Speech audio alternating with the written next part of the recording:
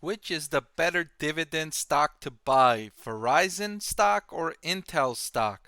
I'm going to answer that question evaluating the two on several critical metrics, so let's get right into it. Starting with, of course, the dividend yield.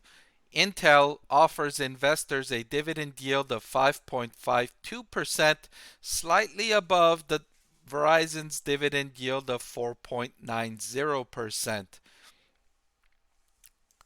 The next thing I want to look at is the payout ratio. And the payout ratio measures how much of a company's earnings per share it pays in dividends. It measures how sustainable that dividend is. Because if the payout ratio is at or above 100%, that means the company's paying out more in dividends than it's bringing in earnings. And just like a household, you cannot pay more in dividends than you bring in income. That's like spending more money that you bring in every month. So you're burning through your savings or you're borrowing to support that spending. That's not sustainable. Eventually, you're going to go through all your savings, you're going to max out all your credit cards, and you're going to have to bring spending down. It's the same with companies. If they're paying too much in dividends above their earnings, they're eventually going to need to bring it down.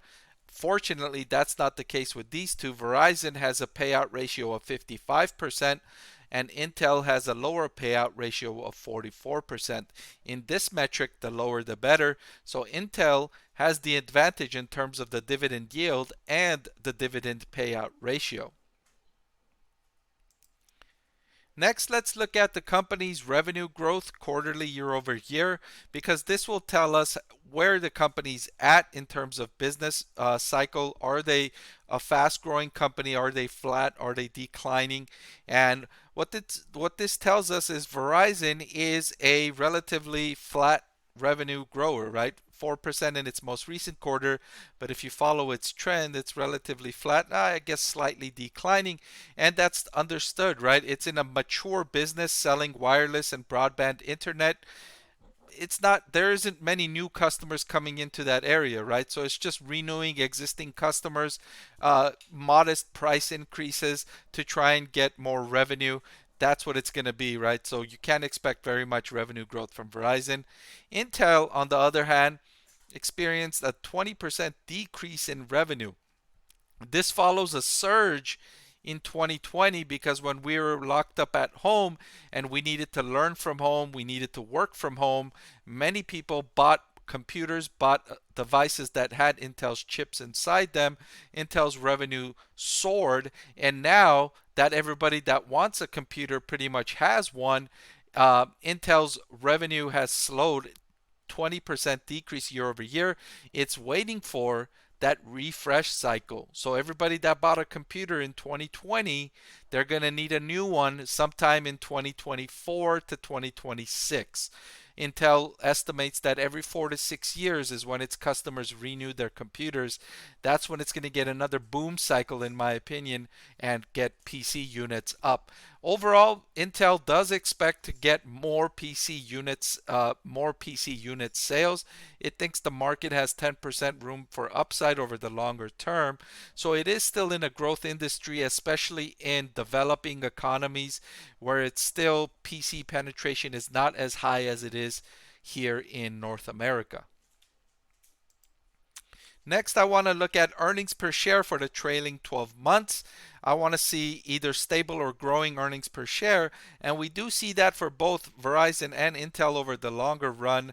Again, Intel having a big drop off because of the slowdown in sales, whereas Verizon hasn't experienced as much of a drop off. But if we go back longer term, let's say starting before 2014, each of them have shown increasing earnings per share, which is a good sign for their dividend. Next, let's look at their operating income. And Verizon's operating income is much larger, 7.9 billion. It's got much higher revenue, so that can explain that. But when we look at the operating profit margin over the trailing 12 months, Intel had consistently higher operating profit margins until most recently when that sales drop off caused its operating margin to fall below that of Verizon's.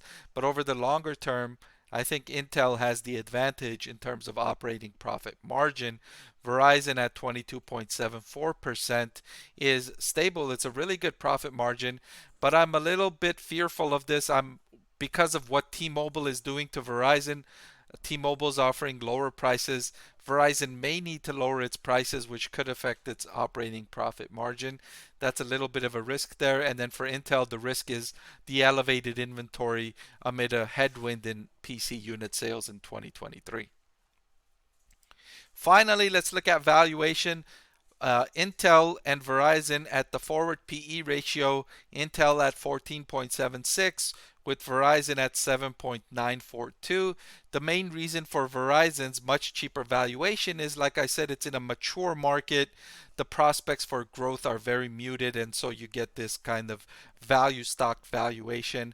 Meanwhile, Intel still has some growth prospects, and so it's trading at a valuation a little bit higher, although still not very expensive when looking at the broader stock market. And then price to free cash flow, they're very similar, trading at a 15.5 and 15.4 valuation. So to answer the question, which one of these is the better dividend stock to buy? I'm going to go with Intel. Intel is the better dividend stock to buy right now because of its better long-term prospects in terms of innovation and growing revenue and then growing earnings, where Verizon's growth prospects are a lot more muted. All right, that's all I've got for this video. Thanks for watching. I'll see you next time. I want to thank the Motley Fool for sponsoring this video. Visit fool.com/parkev for the 10 best stocks to buy now.